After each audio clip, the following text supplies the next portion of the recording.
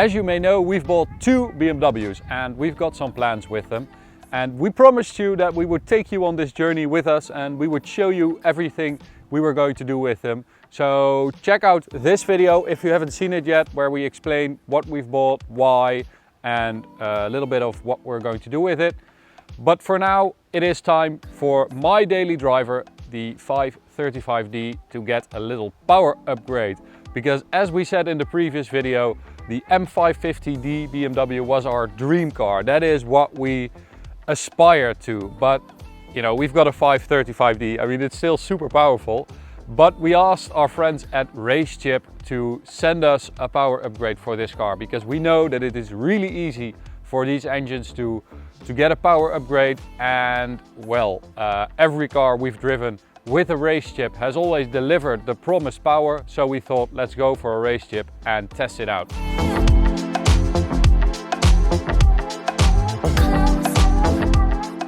So we're going to install it right now. I'm going to get the box from the car. It should be super easy.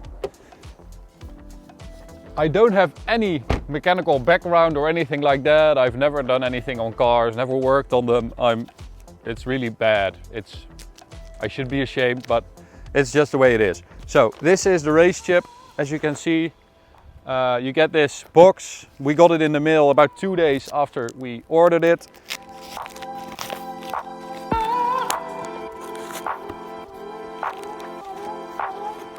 Okay, so there it is. Nice packaging, looks really cool.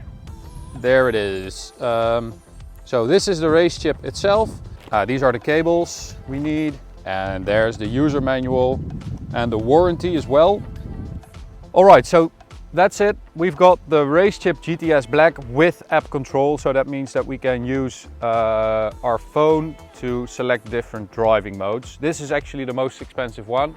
It starts at 549 euros, this one, and then an extra 50 euros for the app control as well. But that means that we should go from 313 horsepower and 630 newton meters to plus 49 horsepower, so 362 horsepower and plus 138 newton meters. So that's 768 newton meters. That is a lot. And that is, my friends, M550d territory.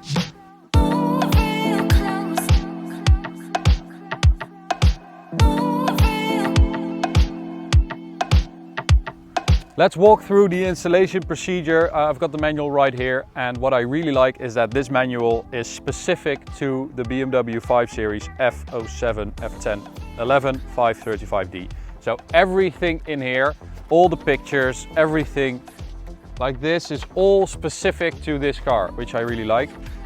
Okay, so let's start. Step 1, open your vehicle's bonnet and close and lock the doors.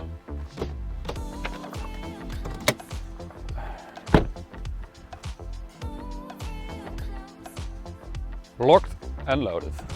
After waiting for 10 minutes for the engine to cool down and the electrical system to shut off, we're going to remove the engine cover. Should be easy enough. Yep, there it is. Step 3 of 6, connection to common rail sensor. Locate the common rail sensor connection in your engine bay. That's this one right here. So we're going to disconnect it. This is our wiring harness. This is part A and this is part B. Make sure that the plug's locking clip engages again. You should hear a sharp click. Roger that. So that means that this one is going in like this. And we should hear a sharp click. There it is. Alrighty. And we need to connect the other end we pulled out to the other end of the harness. And like that. Alright. Easy enough. Okay, the next step is to find the boost pressure sensor and to disconnect it and connect this RaceChip cable to it. So the manual says it should be back here, and there it is. So we disconnect it. Okay, so we take the RaceChip cable And we connect this part to the sensor down here. So you click this and it's secure. All right, then we take the original cable and we connect it to this RaceChip. Click, yep, okay, that's it. So, that's job done. Before we put everything back in its normal place, like the engine cover and stuff, we're going to take the RaceChip box and the manual, because the next step is to check whether we've done a good job. And if the digital user face lights up, so that's this little screen, as soon as it's connected, it means that there was still power in the system during the installation, and in some cases this can lead to an error message. So we're going to connect it. Nothing there. So we did do a good job. Okay, so first we're going to switch on the ignition. We have to get the key because it has to be at least 10 meters from the car. Luckily no one stole it. I'm super excited. So next we're going to turn on the ignition, not the engine, just the ignition, and all the lights should come on here and then go out as normal. Yeah, I think that's okay. Power on lamp on the RaceChip lights up. The screen lights up. So I think that's okay. Starting engine. Ugh.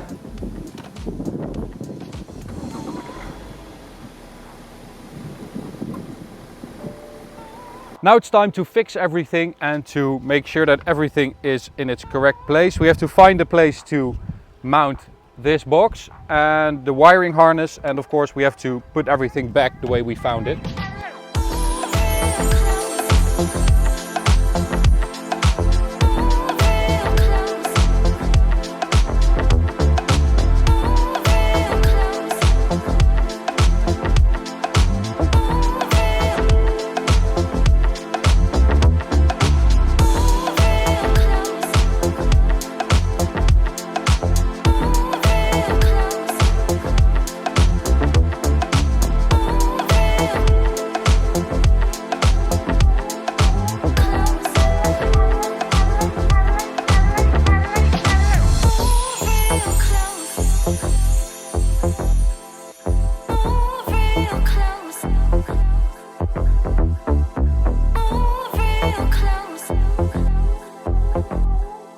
The last step is to pair the RaceChip with my smartphone. So I've got the app right here and we have to scan the serial number of our RaceChip with the phone. So we're going to use the barcode scanner and then we have to use this camera to scan this barcode down here.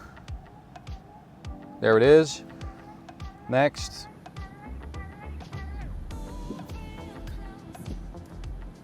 We've connected to the RaceChip box in there and we can use this interface to switch between efficiency, sport and race, and we can also switch the RaceChip off altogether using this button right here, which means you have stock power.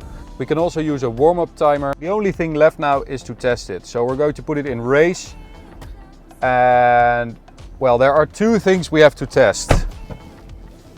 Do we feel it?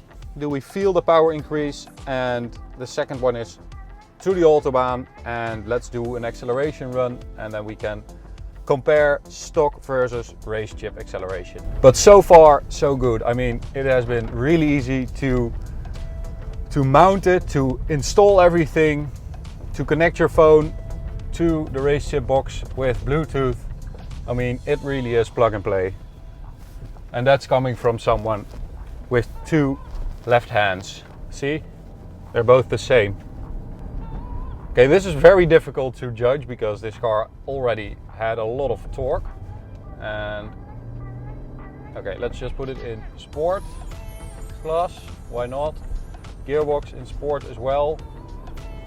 We are in race mode. Oh yeah, this is, yes, you feel it. You definitely feel it.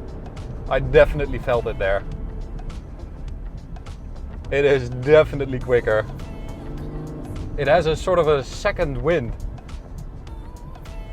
It used to be fast, you know, at the low end. You'd feel this this big surge of torque, but I feel like the surge continues for a little bit longer now, which gives you an even more torquey feel.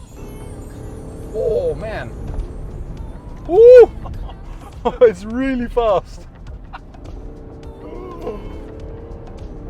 Oh man, did you feel that when it shifted?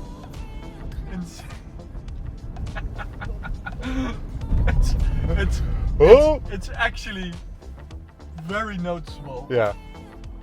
Seriously. Really? Yeah, seriously. Yeah, Really? it is. We're not imagining anything. It is faster. It's definitely faster. Here we go. Oh. That's 100.